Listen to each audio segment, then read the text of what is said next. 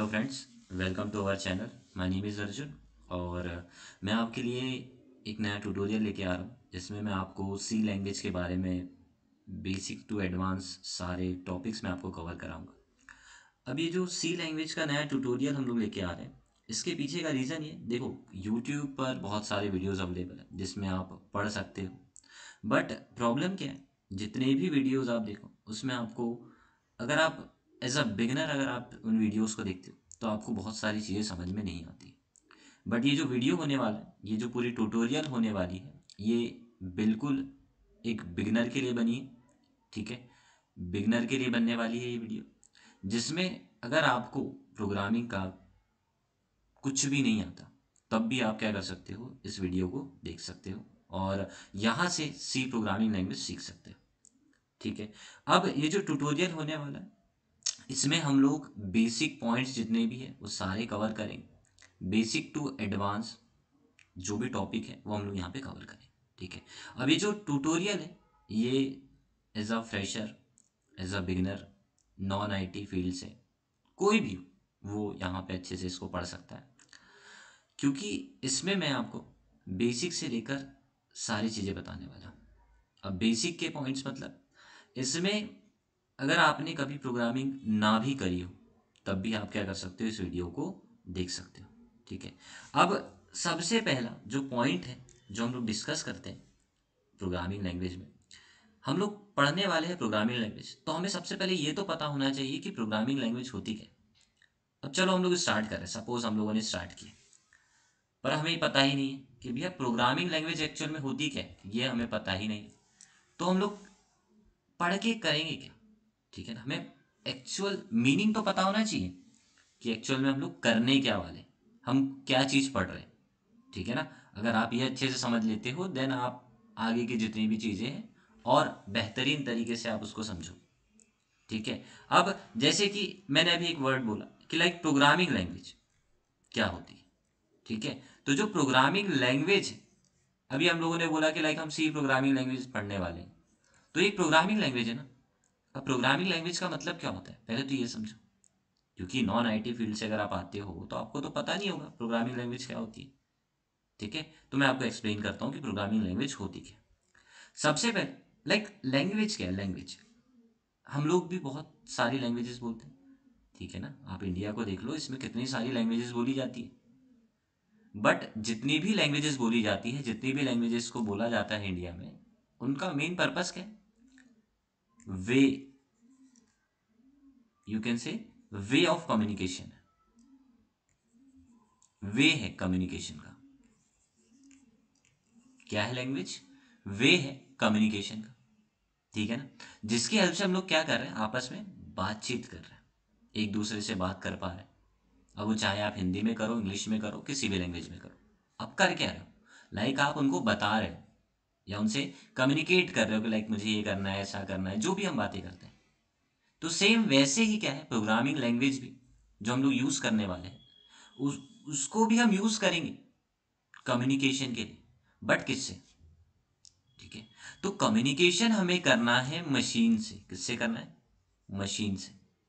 जब हम चाहते हैं कि हम क्या करें, मशीन से कोई बातचीत करें या हमको इससे कम्युनिकेट करना है, तो हमको क्या करना पड़ेगा, प्रोग्रामिंग लैंग्वेज का यूज़ करना पड़ेगा। अब प्रोग्रामिंग लैंग्वेज का क्यों यूज़ करना है? क्योंकि जो आपकी मशीन है, क्या वो हिंदी समझती है, इंग्लिश समझ पाएगी, कोई अदर लैंग्वेज समझ पाएगी आपकी मशीन? नहीं, मशीन ये सारी लैंग्वेज नहीं समझ सकती, क्योंकि मशीन एक ही लैंग्वेज समझती है। उसको हम बोलते हैं, उस लैंग्वेज को हम बोलते हैं बाइनरी लैंग्वेज। क्या बोलते हैं? Binary language.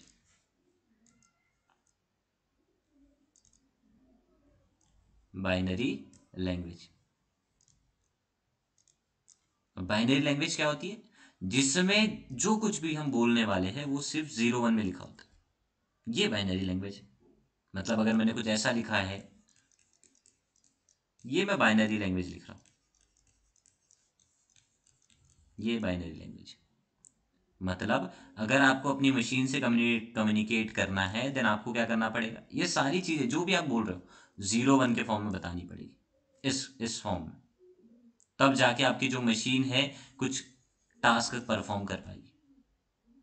बट अगर आप लैंग्वेज, प्रोग्रामिंग लैंग्वेज की बात करते हो तो आपने क्या करा, सपोज कोई प्रोग्रामिंग लैंग्वेज यूज करी, आपने कुछ इंस्ट्रक्शंस लिखे, क्योंकि अगर आपको मशीन को बताना है तो आपको सबसे पहले करना क्या पड़ेगा, आपको मशीन को सारी चीजें बतानी पड़ेगी, तभी तो मशीन परफॉर्म करेगी। तो मशीन को बताने के लिए आपने क्या किया, कुछ कोड लिखा। अब सपोज आपने कोई भी लैंग्वेज का यूज करके लिखा, ठीक है, क्योंकि जो प्रोग्रामिंग लैंग्वेज की हम बात कर रहे हैं उसका हम यूज करेंगे कम्युनिकेशन करने के लिए। प्रोग्रामिंग लैंग्वेज का यूज क्यों करेंगे हम, कम्युनिकेट करने के लिए। किससे, तो मशीन से। तो सपोज जो भी हमें टास्क करना था, जो भी हमें काम करवाना है, वो हमने क्या करा, प्रोग्रामिंग लैंग्वेज की हेल्प से जो भी सेट ऑफ इंस्ट्रक्शन है वो हमने यहाँ पे लिख ली। अब यहाँ पे सपोज हमारे पास मशीन है, ये हमारी मशीन हो गई। अब आप चाहते हो कि जो आपने लिखा है वो आपकी मशीन को समझ में आए, तो आपने कुछ कोड आपने लिखा। बट इंटरनली क्या है, जो आप चीज लिख रहे हो आपने किसी लैंग्वेज की हेल्प से लिखा, कुछ सेट ऑफ इंस्ट्रक्शंस आपने लिख दिए, बट ये भी आपके डायरेक्टली आपके मशीन को समझ में नहीं आते। तो आपको करना क्या पड़ेगा, सिंपली आपको करना ये है कि जो आप लिख रहे हैं, आपको ये लग रहा है कि डायरेक्ट आपकी मशीन के पास जाएगा, जो भी आपने लैंग्वेज में लिखा होगा, और आपकी मशीन समझ जाएगी, बट ऐसा नहीं।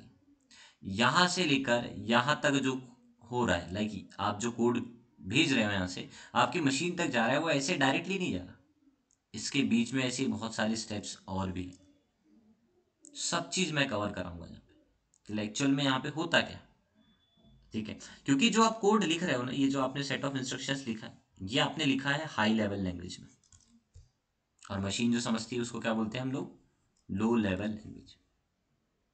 अब आपने जो हाई लेवल में लिखा है वो मशीन को तो समझेगा नहीं, तो ऐसे में क्या करते हैं हम लोग, ऐसे में हम लोग एक इंटरप्रिटर या आप बोल सकते हो कंपाइलर की हेल्प से लेते हैं, एक ट्रांसलेटर आप बोल सकते हो। क्या बोल सकते हैं हम लोग, एक ट्रांसलेटर, जिसको हम बोलते हैं compiler.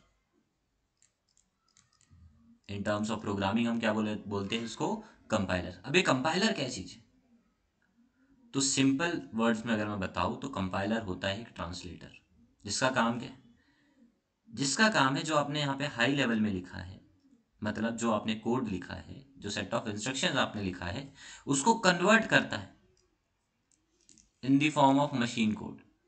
In the form of machine code ये क्या करेगा, कन्वर्ट करेगा।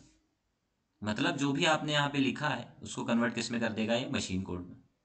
मशीन कोड मतलब क्या, ऐसा कोड जो मशीन समझ सकती है, जिसको हम बोलते हैं बाइनरी। अब कंपाइलर का काम आपको समझ में आ चुका होगा कि एक्चुअल में कंपाइलर करता क्या। तो बेसिकली कंपाइलर क्या करता है, कन्वर्ट करता है आपके हाई लेवल लैंग्वेज को लो लेवल लैंग्वेज में। या अगर हम कुछ इस तरह से कहें कि कंपाइलर क्या करेगा, तो जो आप कोड लिख रहे हो उसको कन्वर्ट करेगा किस में, मशीन कोड में। लाइक जो आपने सोर्स कोड लिखा, सोर्स कोड जो आपने लिखा उसको कंपाइलर क्या करेगा, कंपाइलर कन्वर्ट करेगा मशीन कोड में।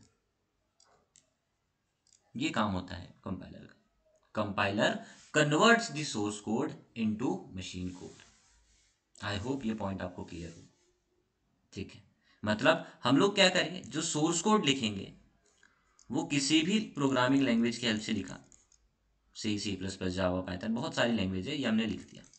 अब इंटरनली क्या होगा, ये इंस्ट्रक्शंस हम क्यों लिख रहे हैं, ताकि हम मशीन को कुछ टास्क बता पाए, ठीक है। तो हमने लिख दिया, अब मशीन को हमें ये टास्क बताना है तो मशीन डायरेक्टली नहीं समझेगी, तो हम क्या करेंगे, कंपाइलर की हेल्प से उसको सारी चीज़ें समझाएंगे।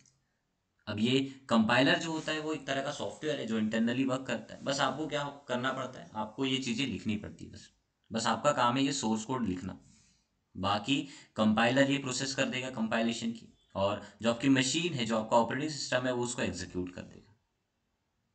ये काम होता है आपका कंपाइलर का, और इस तरह से आपका काम इंटरनली परफॉर्म होता है, ठीक है ना। तो प्रोग्रामिंग लैंग्वेज क्या है, आप बोल सकते हो प्रोग्रामिंग लैंग्वेज की हेल्प से हम लोग क्या करते हैं, जो सेट ऑफ इंस्ट्रक्शंस मशीन से परफॉर्म करने हैं वो हम लिखते हैं। बट इंटरनली एक्चुअल में क्या हो रहा है, जो आप सेट ऑफ इंस्ट्रक्शन लिख रहे हो वो भी डायरेक्टली मशीन को समझ में नहीं आता। तो इंटरनल कंपाइलर होता है जो इस काम को करता है कि लाइक जो आपने कोड लिखा है उसको कन्वर्ट करेगा मशीन कोड में। आई होप ये पॉइंट क्लियर है आपको।